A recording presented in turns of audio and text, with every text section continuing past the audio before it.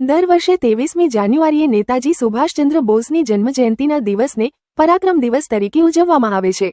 આ વર્ષે નેતાજી સુભાષચંદ્ર બોઝની 128મી જન્મજયંતિ છે.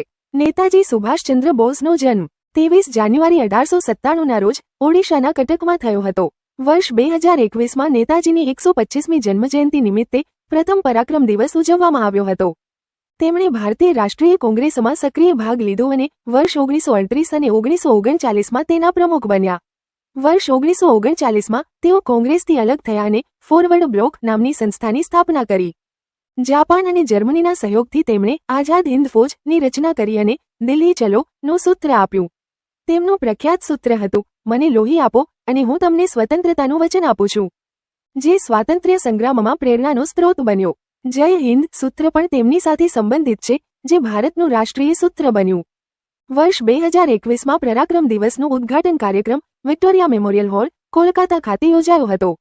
2022માં ઇન્ડિયા ગેટ પર નેતાજીની હોલોગ્રામ પ્રતિમાનું અનાવરણ કરવામાં આવ્યું હતું.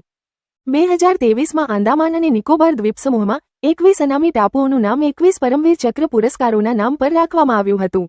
2024માં વડાપ્રધાને દિલ્હીના ઐતિહાસિક લાલ કિલ્લા ખાતે ઇવેન્ટનું ઉદ્ઘાટન કર્યું હતું.